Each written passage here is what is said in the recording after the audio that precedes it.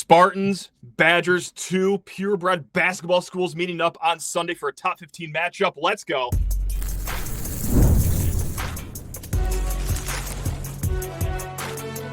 You are Locked On College Crossover, part of the Locked On Podcast Network. Your team every day. Spartan friends, Spartan family, and on Wisconsin Nation. How are we all doing for another crossover? Hey, what's up, everyone? It's Matt Sheehan of Locked On Spartans. And who's that tall drink of water over there? Who are you? We haven't talked in a minute. It is Ryan Harings, Locked On Badgers. We don't play each other in football anymore. No. And honestly, you mentioned at the top, we're just a couple basketball schools now. We're just a couple schools that are chilling on the hardcore. That's it. And it's great. We're smiling for the first time in years over here because of what we're seeing on the basketball court. And from what I understand, Ryan, even though we haven't faced each other this year, you guys are doing the same, sitting there at number 11 in the country. Now, my Michigan State Spartans, look, the conclusion of this season has to be a Big Ten title at this point. That is what Michigan State is playing for. That is what they're in the driver's seat in. Pretty easy storyline for us. What's on the line here Sunday? For you guys, though, still an very outside looking in chance here for a Big Ten title. Is it that? Are you already on to seeding in the NCAA tournament? What are you looking for out of your Badgers for this Sunday's game? Yeah, so I think it's a couple things. It's a great question. I don't think it's the Big Ten title. Realistically, that's just not on the cards. Okay. It is what it is. I think you shoot for the double bye, which is incredibly important. Basketball is a game of attrition. We just lost Max Klesman. I don't think to anything major, but a little ankle injury, starting shooting guard for those who don't follow the Badgers as closely. You got to get that double bye, less wear and tear. So that means top four in the Big Ten. The Badgers are lined up really well for that. And then you're playing for seeding. That's all it is. The Badgers have had a great run around the block in their sports car this year. Now you got to get it back in the garage ready to go for March. No more no dings, no potholes. So it's finish strong, maintain the momentum, get that double bye, which is so incredibly important in my opinion, because you can't, the less games you play, it's the less injuries you potentially have, the less wear and tear you have, and then play for seeding. So that's what it is. Those are still, the Badgers were picked 12th in the Big Ten by the media to start this year. So if you finish third or fourth in the conference, in a good, deep conference, you get the double bye. What a great regular season for the Badgers. So that's what's on the line for the Badgers. And that's still a very important thing that they're playing for. I got a question that could take you 15 minutes to answer, but I'll leave that up to you. Just like you said, 12th in the preseason poll. You guys are one of the best four teams in the conference. Your offense is defiant. And it's just classic Wisconsin basketball, of course. But why the surprise this year? What has gone so right for you this season so far? Yeah, you kind of nailed it. I mean, it's just a classic, gritty, score 90 points a game Badger team. As we know, right? The Bo Ryan era, right? That's what it really harkens back to. Yeah. Dick Bennett, Bo Ryan, early Grey guard. It's really that classic team that's going to come out and hit you with a barrage of threes like mafia guys with Tommy guns. That's really what this team. This is what we grew up with. It's been this in Cheerios my whole life. So what went differently? I think the offseason really tarnished a lot of hope coming into this year because you lost a Chucky Hepburn, who had been a 3-year starter for Wisconsin. You lost an AJ Storr, who was looked upon as a quasi NBA maybe type of guy. And then you lost a Tyler Wall, who had started, for 3 years at Wisconsin as well. And then you replaced him with players of not that pedigree. You replaced him with a John Tonje, who has been incredible. But Tonje was a guy who was slated to go to New Mexico State, I forget off the top of my head, before the Badgers kind of came in and pulled him away. Wow. You replaced him with the Xavier Amos, who was at NIU, and then you were hoping on internal development from guys who have all hit.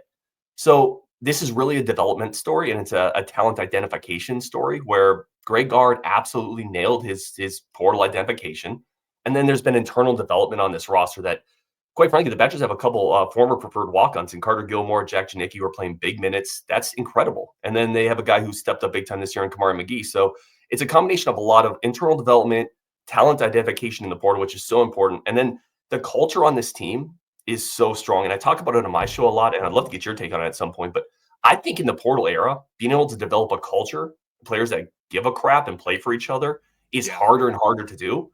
And this team is that. This team is incredibly they play incredibly well together. They play for each other. They talk about it. There's a bunch of Wisconsin kids on this roster that grew up loving this program. And it's just a difference maker on the court because there's a lot of teams that are just mercenaries now. They don't have culture. And the Badgers have that in spades.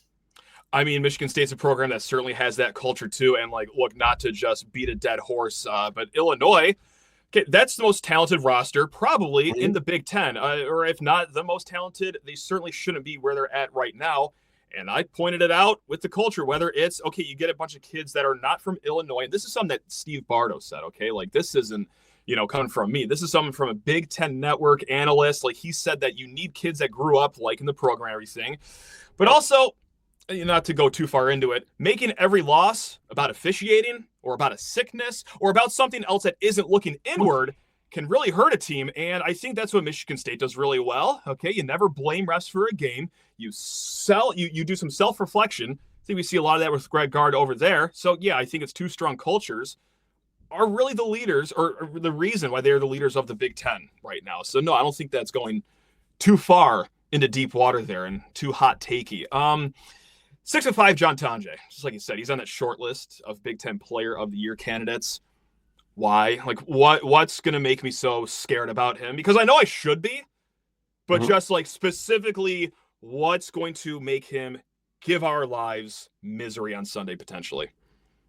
He's an elite shot maker. At the end of the day, he has shown the ability to consistently hit very difficult contested shots. The open shots are butter for him. I mean, he has shot with incredible efficiency and consistency all year, but he has hit a number of shots. He's just a streak stopper. The other team goes on a 6-0 run, 7-2 run, and then he'll just come off a dribble handoff, come off a pin down, somebody right on his face, step back three contested, and there's nothing you can do about it. Gotcha. I mean, he's just a soul snatcher in that sense, like the type that – there's games where I'm watching and we're talking in our Badger Discord, and I'm like, God, I would be miserable as a fan cheering against this guy because he just hits every big shot that team needs, like rip your hair out type of stuff. And every team has had guys like that in their past. But then the other thing that really separates him, because the shooting was always there. If you look back at his numbers at Colorado State, he was always a shooter. The thing that I don't think many people saw was his ability to get in the paint. He is really, really physical, really strong. Not a quick guy, but quick enough to get you on his hip. And then when he gets in the paint, he just bodies people. He gets them off to the side, pump fake. He's got a bit of an old man game, pump fake, get in there, free throw line, incredible free throw shooter, 90+ from the line. So here's the problem. If you have a guy who is shooting elite from the three-point line, you have to close out on him. And now he's getting into the paint, and then he's drawing fouls. And he's a pretty good passer. So he's become a nightmare. And the problem is you can't help off on other people very much because every single Badger right now shoots the ball well. So that's the other problem teams have come up against. If you remember a couple of years ago, Johnny Davis, teams would just start blitzing him because there was nobody else on the team. And Johnny Davis wasn't a great shooter, but he's a great offensive player. Teams would just start blitzing him because you could help off 3 or 4 guys on that team. You can't help off many people on this team. So that's the other issue this Badgers team gives you is the spacing is really elite. There's a lot of gravity really in every spot of the court right now. So how do you help off a guy who's scoring 20 points a game? The answer is you really don't. And that's been the conundrum for teams facing the Badgers all year. It's why they're, per KenPom, the 7th rated offensive efficiency team in the nation. No, it's been fantastic. And, your front court also pretty solid. You guys have Steven Crowell back, who I'm pretty sure shared a front court with Frank Kaminsky back in the day. Is he still the main guy down low? I see Nolan Winters having himself a heck of a season. Just where does the strength lie in that front court right now? Yeah, a great question. Crowell has played a ton of basketball for the Badgers. I think he probably predates Kaminsky somehow. I think he was in the my bad. Okay, that's right. Dick Bennett era. But he is what he is. He's a lunge pail big. He's not super athletic, but he's skilled. Right. He's a great passer, and he can hit threes. So the problem is if you don't have a physical post defender, the Badgers will dump it down to Crowell, and he'll eat less physical post defenders up. And I want to ask you in that next segment where you guys line up on that. But he will eat less physical post defenders up. Then if you double him, that goes back to the spacing we just talked about, where there's shooters all around him now. Defensively, he struggles stopping shots at the rim. He's not a shot blocker. He's not a really physical guy. So he's your kind of typical lunch pail, veteran, skilled, not incredibly athletic Wisconsin big. Good player, not the star, but definitely something that you can't ignore. Sure. We're going to flip the script here. You're going to grill me about my Michigan State Spartans. We're going to talk a little bit about football, even though our teams just don't play each other anymore. We're more hip to play in the USCs of the world, Ryan. Just classic Big Ten football, but we'll still talk about it. Why not? We're here. Might as well ask you a few questions about it. But first, need to talk everyone's ears off about fabric. Now, life moves fast, especially when you have a family. One day you're watching your kids take their first steps, and before you know it, they're off to college. That's why securing their future is so important. Fabric by Gerber Life makes it simple to get them to get term life insurance that fits your family's needs. With Fabric, you can apply for term life insurance online right now from your couch. You can be covered in under 10 minutes, and in many cases, no health exam is required. Now, of course, you get peace of mind with Fabric. As a parent, I want to make sure my family is financially protected no matter what happens, and Fabric gives me that peace of mind. And you can get $1 million in coverage for less than $1 a day, so protecting your loved ones doesn't have to break the bank. Now, join the thousands of parents who trust Fabric to help protect their families. Apply today in just minutes at meetfabric.com/lockedoncollege. That's meetfabric.com/lockedoncollege. Policies issued by Western Southern Life Assurance Company, not available in certain states. Prices subject to underwriting and health questions. All right, Ryan, what do you want to know about my Spartans who are just hot from 55 feet away from the hoop? You better defend us from beyond. Yeah, let me ask you about that game to start with. So coming off a 58-55 win against Maryland, rank that in your most exciting regular season wins. Like just this year, because we've had you have had a couple bangers. This year. Like just in the last 2 weeks alone, we had a 16-point comeback on the road at Illinois, a team that wanted to rip our entire face off. And then they hung the banner upside down, and that turned the entire tide of the evening there. We've also came back in a not 16-point deficit, but an 8-9-point deficit at Michigan to take control of the Big Ten driver's seat. So that was great too. And then Purdue. You beat Purdue at home, and like you can never sneeze at the Boilermakers. So where does it rank? Oh my goodness gracious. I gotta say, personally, it's crazy because it was a really fun game. I think 3. I put that Michigan game 1, Illinois 2, and that one 3. As exciting as that finish was, and I'll be watching that until I'm 6 feet under, Ryan. The first 39 minutes of that game were a little ugly. That was some grimy basketball. It really, I even mentioned this on Locked On Spartans. It really reminded me of those old Tom Izzo versus Bo Ryan first team to 50-point wins games back in the early 2000s. So I'm going to go with number 3 there, but I do like that question. Just keep me thinking of that wonderful Wednesday night. Oh, so much fun. Let's go to your – this is a really balanced Michigan State team. Yeah. But I want to start with the post defense because that really is one of the keys to the Badgers offense. If they are able to exploit inefficiencies in the opponent's post defense, how strong is it's again, not a star-laden Michigan State team, I would say. Right. Correct me if I'm wrong there, but what is the post defense like, and how is that going to hold up against Stephen Grau? You're right. Like there isn't a bona fide star there down low, but what we do have is that we have 4 guys that can play the center position here. And this is something that Maryland coach Kevin Willard mentioned after the game on Wednesday night, is that they can stay so fresh with protecting the pick and roll that they never wear down necessarily. So they always have fresh legs in a sense. So while it's never a guy that's going to pop up on a first team all Big Ten defense list, you still have someone that can go deep into the game one way or another, whether it's foul trouble, matchup issues, whatever it is. Michigan State can find someone on that bench. Now, it's going to be interesting to see how they're going to defend the post because we've seen it all season differently. Okay, are you just going to go, hey, Carson Cooper, just stand there. You're going to go great one-on-one. Good luck, young man. And lately he's been doing fine, holding his own down there. Or are they going to have someone dig down low? Okay, make the big man find someone on the outside, a shooter. But as good as Wisconsin does shooting, I think I'd be a little surprised. So I think it's going to be a lot of one-on-one. Carson Cooper right now is our strongest post defender, but that's not to say like Shimon Sapala, Jackson Kohler also don't give teams fits at times. Again, it's not lockdown necessarily, but it's strength in numbers, it's freshness, and I think that's what we're going to get in the post defense here. I think one of the most fascinating matchups in this game is we talked segment 1, Badgers shooting the ball. Michigan State's perimeter defense is elite, amazingly good. 98th percentile in the country on 3-point efficiency and points per possession. So one of the literal best teams in the country. Mm-hmm. What has made that defense so good? And B, how does that matchup play out, do you think? It's a combination of everything. When it's going that good, of course, it's going to be a cocktail, like communication, just good principles. And also having good athletes, too, like Trey Holloman, wide wingspan. Okay, like Jaden Akins, he's always been a sticky guy on the perimeter. And what Jaden Akins does isn't necessarily just what he does for on-ball defense, but he can take guys away just by stalking them around their half-court offense, just being really good at fighting through picks, going under, over, and then correcting whenever he gets lost.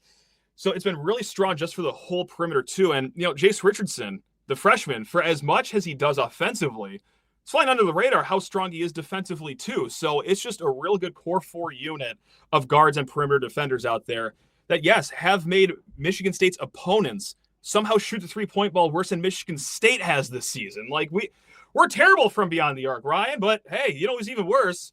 whoever Michigan State is playing. So, and they've faced some pretty good shooting teams. So it's been the reason that we are now at the top of the Big Ten. It's that defense and it's that rebounding, number 2.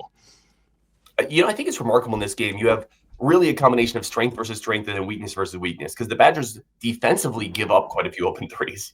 Okay. Can Michigan State take advantage of that? As you pointed out, they're shooting 29% on the year.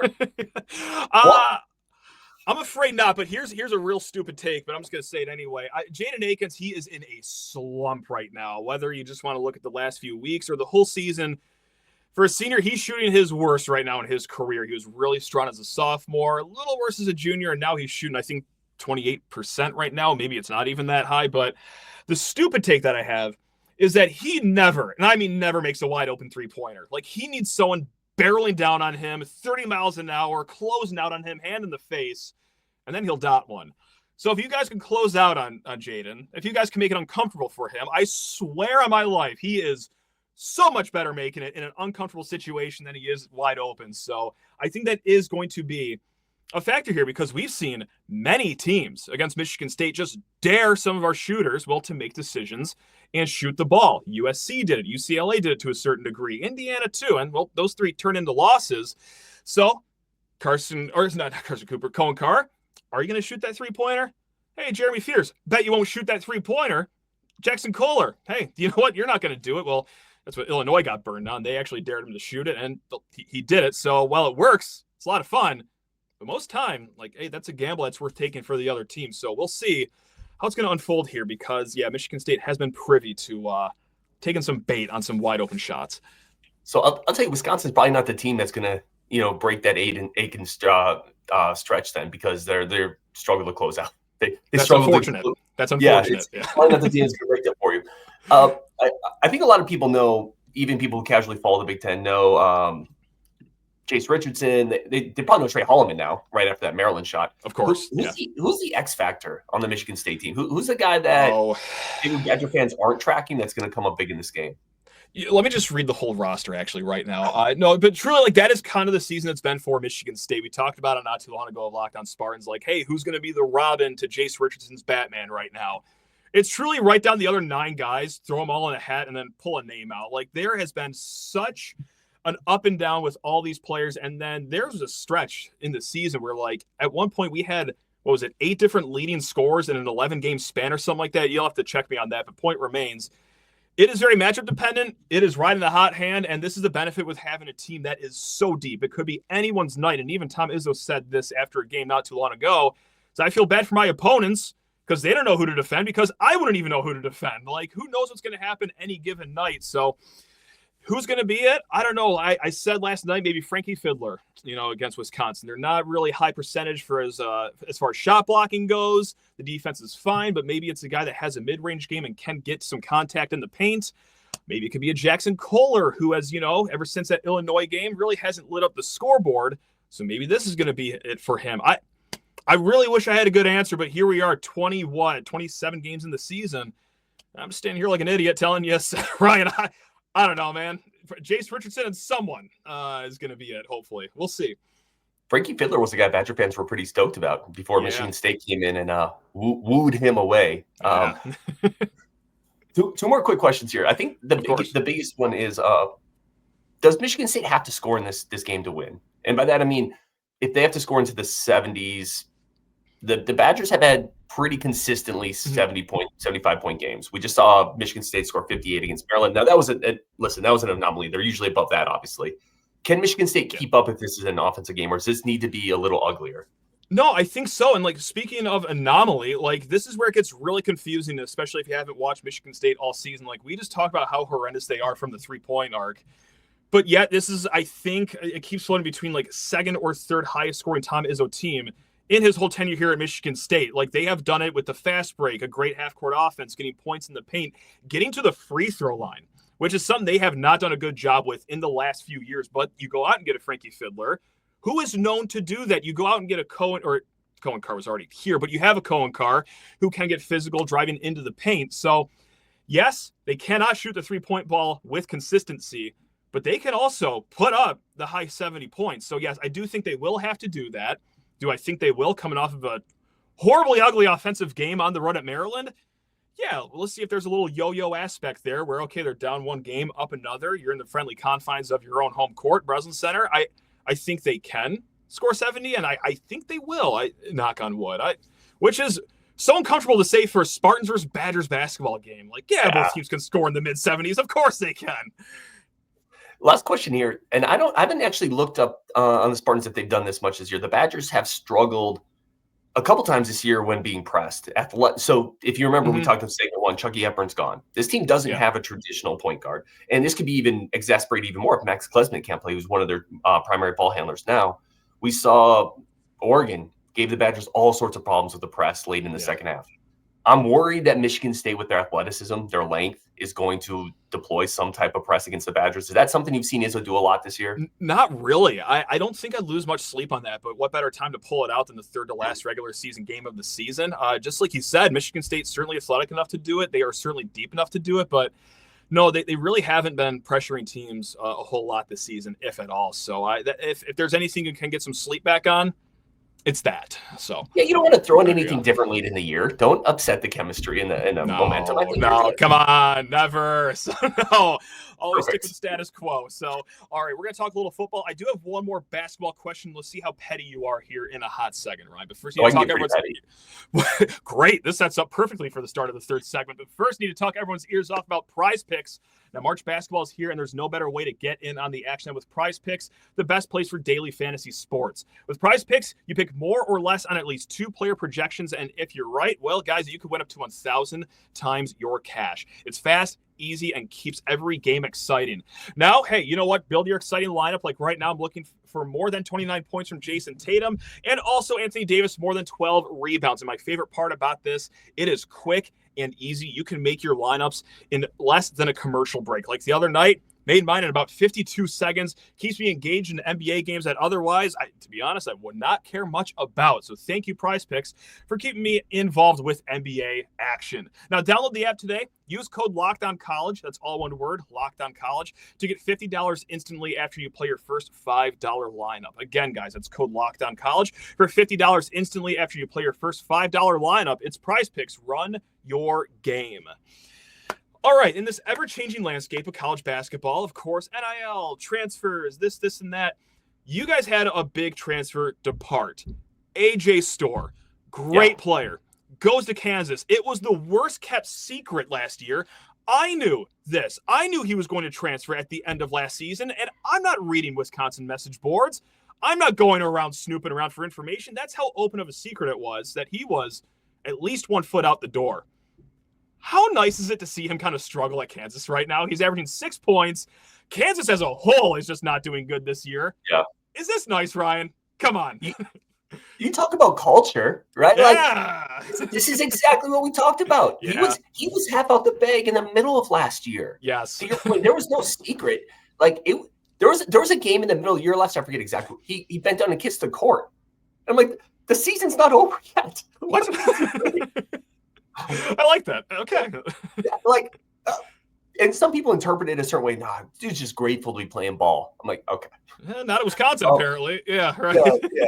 I'll say this, though. Here's the take I've had on this. Like, so they traded, essentially, you traded John Tonje for AJ Storr, and what a trade.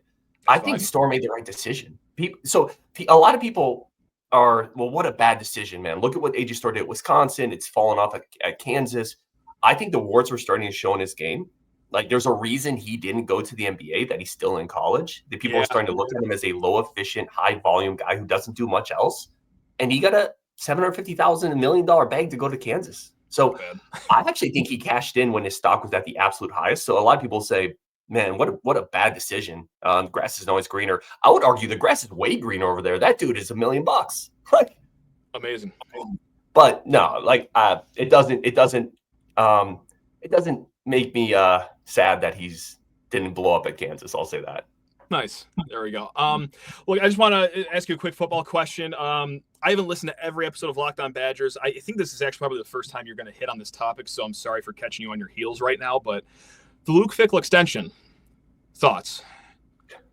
So Wisconsin does, and I'm surprised you haven't listened to every one of my shows. I'm sorry, I've missed every single. Every single Locked On Spartans. Like, it's the I wake up brush my teeth, Locked On Spartans, and then I go to my wife and kids. Like it's that order. It's oral hygiene, Locked On Spartans, and then family. So Wisconsin does rolling extensions. Like this is actually pretty par for the course. It's a 1-year thing. Okay. Me personally, I kind of said this. I get it. However, I don't know if we need a rolling 1-year extension after we lost our bowl streak. Just from an optics standpoint, I think you would have been, because it's still extended out for, like 6 more years or whatever. Okay. So it wasn't at the point where a recruit would be like, man, coach security or stability. That question wasn't going to come up. I think you could have paused a year and said, let's get back to the bowl game. Let's get back to at least that minimum level of acceptability. So it's not a big deal, but the optics on it aren't great. So I think that's the answer. Not a big deal, though. Fair enough. So on a real note, like we don't face each other until 2026. Obviously, a little bit of a break here. But for 2025, what would define success for you guys over there? I mean, is just getting back to the bowl streak enough? Is there a certain number of wins you're looking at? How are you going to quantify success for the Badgers this upcoming fall? I think it's just progress. The word I've used all offseason is solid. Just solid. Can we get back to being solid defensively? Can we get back to being solid offensively? Like solid doesn't mean you beat Oregon. It doesn't mean you beat Ohio State or Penn State. It means you don't lose to Iowa 42-10, right? It means you go to a bowl game. It means you don't have the 17th rated passing game in the Big Ten, right? It means, do you know, fun fact or not fun fact if you're a Badger fan, the Badgers finished dead last in the country last year in tackles for loss, like 132nd. Wow, okay. The absolute bottom. The leading sack guy on the team had 2.5 sacks, 2.5 or 3. So, again, can we get solid? And I think that's progress. So solid is 7 wins, bowl game. It looks like it's headed in the right direction. Luke Fickell's recruited pretty well. So if you feel like that momentum's picking up and then those recruits that he has are going to start matriculating up into being upperclassmen, I think that is a level of success. And then you just have to keep building on that. But it's a great question. And a lot of Badger fans would answer it differently. A lot of Badger fans would say, you got to win 8 or 9 games. People are frustrated, and rightfully so. This is a program that you hadn't missed a bowl game in 20 plus years, right? Impressive. Every rivalry game. Yeah, and it kind of sucks. So, yeah, I think that's the key, though. Solid. Get better, incremental, proven improvement. I feel like we're in the same boat over here under Jonathan Smith. Now it's been 3 years since Michigan State has gone to a bowl game. And, of course, it's not Jonathan Smith's fault that Mel Tucker didn't get to one in his last 2 years here. So, of course, not entirely on him. But, yes, I'll speak for the fan base when I say that we need to see progress as well. Like a bowl game is the minimum standard here. I keep saying 8 wins. I'm one of these people that do put an actual number of wins on success here. But more specifically, no excuse for the offense right now. I think it was another year last year where we didn't score more than 20 points per game, which, my goodness gracious, I'm really trying to smile on Saturdays this year, Ryan. So you went out, you got some receivers to bolster things. You have your quarterback returning. The offensive line has depth finally. So on that end of the ball, you got to produce there. But I really have a lot of question marks about the defense here. I'm not going to go into the whole minutia, but one of the question marks, Anelu Lafayette, if I'm saying that name even 40% correct. You are. Comes from Wisconsin. Played a whopping 0 snaps. So with that said, hey, Ryan, what do you know about this kid? Well, give us some hope here. Yeah, I really liked Anelu Lafayette. He was a 4-star kid coming out of Hawaii. Pretty highly recruited player, a lot of burst. He was a player that he had some practice clips that I was able to see, and he put it out there too. You can see him going up against Wisconsin's first team line, and it's some pretty impressive stuff. He has good burst. He has good bend over across the edge. He's a disruptive pass rusher, potentially. Like, that's why Wisconsin fans were excited for him. And he's the type of guy that you can dream on 6.5, 7 sacks with. He wanted to follow in Nick Herbig's footsteps, and he has some of those similarities. Not quite the same burst, but that type of edge disruptive player. I think you're going to like him a lot. I was bummed that Wisconsin lost him. I think he is a potential impact guy. Usually in the portal, and Wisconsin and Michigan State have done this a lot. We're kind of exchanging mediocrity. Yeah, right. We've thrown some pieces back and forth, and I think you remember Jeff Petroyski came over from Michigan State. Great call. Yep. Wasn't a lot there for us. Jordan Turner did some favors for us last year. I got to put respect on his name. He was fine for us. Yeah. 100%. Jordan Turner played out well for you. We sent you a running back. We sent you. I think a running back came your way too. I forget. Jalen Berger, I believe. Am I thinking of the right guy? Yeah. Jalen Berger, yep. UCLA legend Jalen Berger, might I? Yeah, he's doing the tour of the whole Big Ten.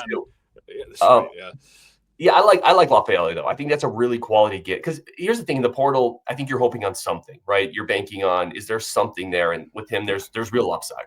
There's real upside with him. I think that's what you're banking on. It was proven in camps and clinics that he went to. I know I talked to a Rivals guy when he committed. Rivals guy really liked him. It's a legitimate upside guy. Now, whether it pans out, who knows? Because a lot of upside guys don't. But there's something there. Let me ask you this really quick before we. Because I am curious. Does it feel like Smith is heading in the right direction? Like I know. It's been a rocky 5-ish years, Michigan State, right? Mm-hmm. Does it feel like this is in the right direction, generally speaking? I think so. You could hear the hesitancy in my voice because we got to actually see it on the field, but he did well building the program over that at Oregon State. Way less resources, of course, still in the shadows of some other big schools like we are right now. So we have the proof in the pudding. I like what he's done with the offensive roster so far this season. Like I said, the defense is a question mark, but if there isn't like just progress you could see with your own eyes, you don't even need to throw statistics in it.